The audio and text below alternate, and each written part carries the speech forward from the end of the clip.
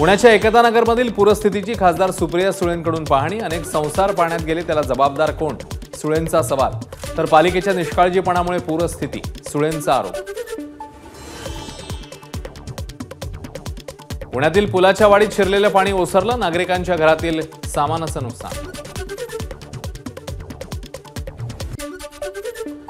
पुण्याच्या नारायणपेठेत पुराच्या पाण्यात पोहण्याचं धाडस जीवावर बेतलं।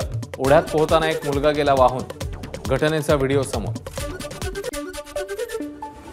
पुणे जिल्ह्यामध्ये गुरुवारी झालेल्या पावसात 7 जणांचा मृत्यू, 3 जण बेपत्ता। पुण्यातील नुकसानग्रस्त भागाचा मुख्यमंत्र्यांकडून आढावा। जिल्हा प्रशासन आणि महापालिका प्रशासनाकडून मुख्यमंत्र्यांनी घेतली माहिती। पंढरपूरच्या वीर धरणातून पाण्याचा विसर्ग, यामुळे अकलूजची नीरा नदी दुथडी भरून वाहत असल्याचं चित्र। सांगलीच्या वाळवा तालुक्यातील कणेगाव भरतवाडी गावाला वारणा नदीच्या पाण्याचा विळखा, गावाचा संपर्क तुटल्यामुळे नागरिकांचं सुरक्षित स्थळी स्थलांतर।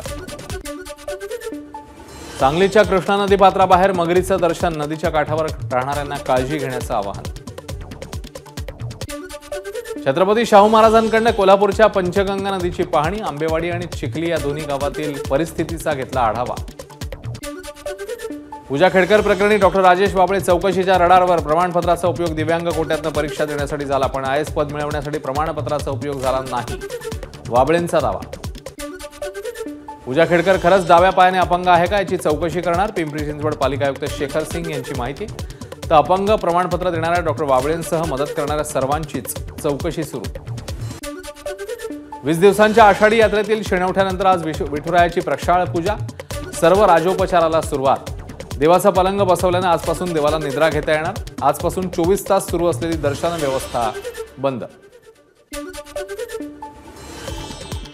पिंपरी चिंचवडमध्ये बुडणाऱ्या कारमधील बापलेकाला जीवदान, योगेश भोसले असं बापलेकाला वाचवणाऱ्या जिगरबाज तरुणाचं नाव। सोलापुरात शेतकऱ्याच्या विविध मागण्यांसाठी काँग्रेसचं आंदोलन। कर्जमाफी न करता शेतकऱ्यांना राज्य आणि केंद्र शासनाने शेतकऱ्यांवर अन्याय केल्याचा काँग्रेसचा आरोप। एबीपी माझा, उघडा डोळे बघा नीट।